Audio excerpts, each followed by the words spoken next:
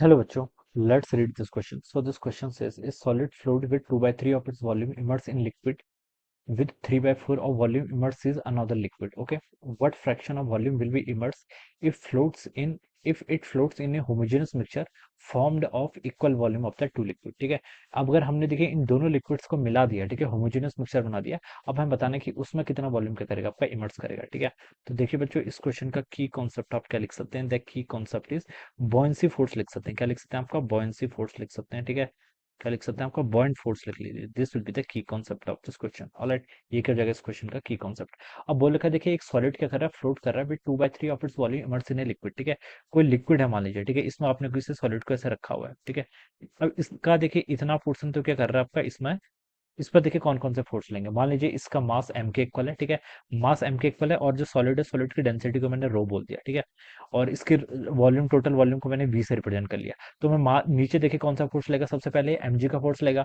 और मास नहीं पता मुझे, डेंसिटी और वॉल्यूम पता है, तो मैं लिख सकता हूँ मास किसके इक्वल होगा, डेंसिटी इंटू वॉल्यूम। तो लिख सकता हूँ रो इंटू वी इंटू जी।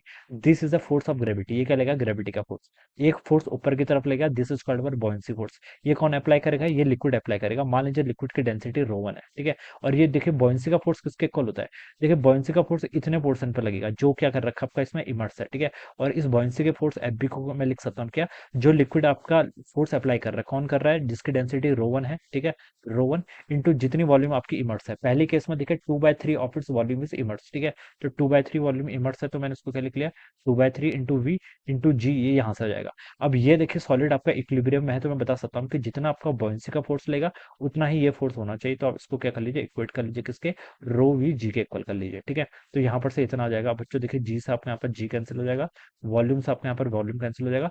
रो वन की वैल्यू आपके यहाँ से कितनी आ गई, 3/2 टाइम्स रो के इक्वल आ गई। ठीक है, रो वन क्या है, रो one is the density of the first liquid. ठीक है, रो वन की आपकी डेंसिटी किसके यहाँ से, फर्स्ट लिक्विड की। ऐसे आप इसको यहाँ पर से बता सकते हैं। ऑलराइट, अब सिमिलरली देखिए हमसे क्या बोल रखा है, अब हम इसको दूसरे अनदर लिक्विड में डाल रहे हैं जिसमें इसकी 3/4 ऑफ वॉल्यूम क्या हो रही है, इमर्स हो रही है। तो अगेन देखिए उस केस में एम जी तो उतना ही लगेगा, कितना, रो जी इंटू वी के इक्वल। ठीक है, अब दूसरे केस में देखिए कितनी वॉल्यूम इमर्स है आपकी, 3/4। ठीक है, तो हम यहाँ पर से लिख सकते हैं, देखिए आपका बॉयंसी का फोर्स किसके इक्वल होगा, बॉयंसी का फोर्स किसके इक्वल होगा, आपका रो जी इंटू वी के इक्वल होगा। ठीक है, तो देखिए डेंस किसके कारण, लिक्विड टू इस बार लगाएगा, तो लिक्विड टू की डेंसिटी आपकी रो टू लिख लीजिए, into ji into volume.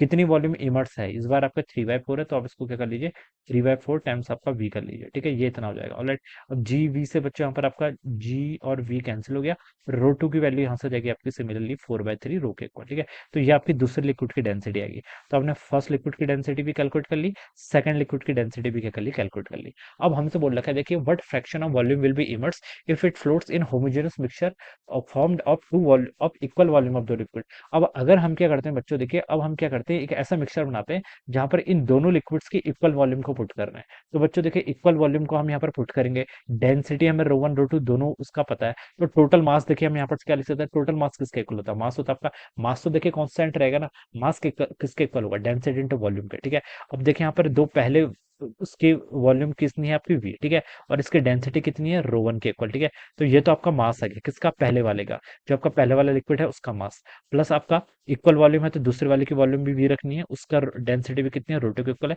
So this is a mass of the second liquid. तो ये mass of the first liquid आ गया, this is a mass of the second liquid, ये लिख सकते हैं। ये देखिए किसके इक्वल होगा, टोटल वॉल्यूम तो आपकी कांस्टेंट रहेगी, वी प्लस वी कितना हो जाएगा आपका, 2v के इक्वल, और डेंसिटी जो आपका मिक्सचर बनेगा उसकी डेंसिटी को मैं density of mixture rho m से रिप्रेजेंट कर लेता हूँ। तो बच्चों मैं यहाँ से क्या लिख सकता हूँ, देखिए वी से आपका यहाँ पर वी कैंसिल हो जाएगा, आप यहाँ से लिख सकते हैं जो आपका रो एम आएगा, रो एम की वैल्यू जाएगी रो वन प्लस आपका रो टू डिवाइडेड बाई टू।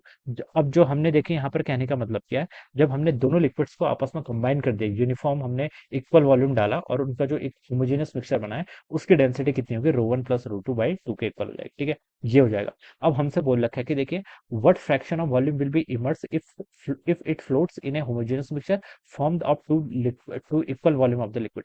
अब कितना फ्रैक्शन क्या रहेगा इसमें, इमर्स रहेगा, अब हमें ये कैलकुलेट करके बताना है। ठीक है, अब बच्चों देखिए अगर हम इस सॉलिड को डालेंगे, ठीक है, अब आपका जो लिक्विड है उसकी डेंसिटी कितनी है, रो one plus rho two divided by two के इक्वल है। ठीक है, इस डेंसिटी वाले लिक्विड में हमने किसको रखा हुआ है, ठीक है, या फिर आप इसको डेंसिटी ऑफ मीडियम बोल दीजिए। ठीक है, अब इस पर कौन कौन से फोर्स लेंगे, एक फोर्स आपका एमजी का लगेगा, दूसरा फोर्स तो आपका बॉयंसी का फोर्स लेगा, और ये बॉयंसी का फोर्स कौन अप्लाई करेगा, ये वाला लिक्विड जिसकी डेंसिटी रो एम के इक्वल है। ठीक है, अब अगेन देखिए यहाँ पर आप कंडीशन लगा लीजिए, एम जी किसका इक्वल होगा, एम जी होगा यहाँ पर मास को हम पहले क्या लिख सकते हैं, डेंसिटी इंटू आपका वॉल्यूम, ठीक है, into g is equal to buoyancy का फोर्स। देखिए ये लिक्विड अप्लाई कर रहा है जिसकी डेंसिटी कितनी है, रो one plus rho two divided by two, ठीक है, इंटू आपकी जितनी वॉल्यूम हो रही है इस वॉल्यूम को हमें कैलकुलेट करके बताना है, इंटू आपका जी आ जाएगा, ठीक है।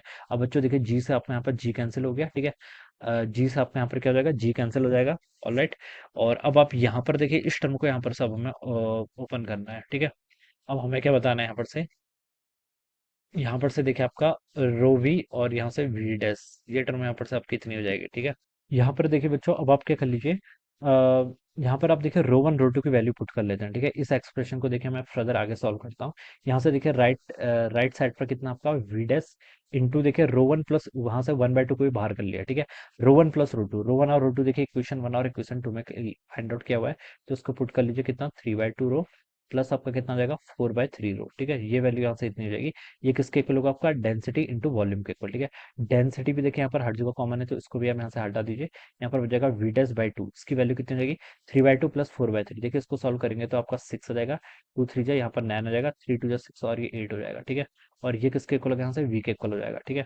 तो यहाँ पर से आप देखिए वी डैश को लिख सकते हैं कितना आ जाएगा, देखिए नाइन प्लस एट कितना होता है, सेवनटीन, ठीक है। और यहाँ पर बारह हो जाएगा, तो इसको मैं इधर भेज देता हूँ, बारह बाई सेवनटीन, ये आपका वी डैश इतना आ जाएगा, ठीक है। अब हमें क्या बताना था, देखिए हमें यहाँ पर इसका बताना कि what fraction of the total volume, यानी कि वी डैश बाई वी की वैल्यू बतानी है। ये कितनी आ गई यहाँ से आपकी, 12/17 के इक्वल आ गई, ठीक है। वी डैश के आपका जितना वॉल्यूम के आपका इमर्स है, ठीक है, इस बार आपकी वॉल्यूम जो लिक्विड के अंदर इमर्स है वी डैश, ठीक है, और वी के आपकी टोटल वॉल्यूम, ठीक है। तो हमसे वही पूछा था कि कितना फ्रैक्शन, यानी कि V dash by V calculate करना था जिसकी वैल्यू 12/7 के इक्वल आ गया, and this would be the answer. तो ये देखिए आपको डी ऑप्शन पे गिवन है, सो ये क्या होगा इसका right answer. So I hope you all understood this concept, all the best and thank you so much.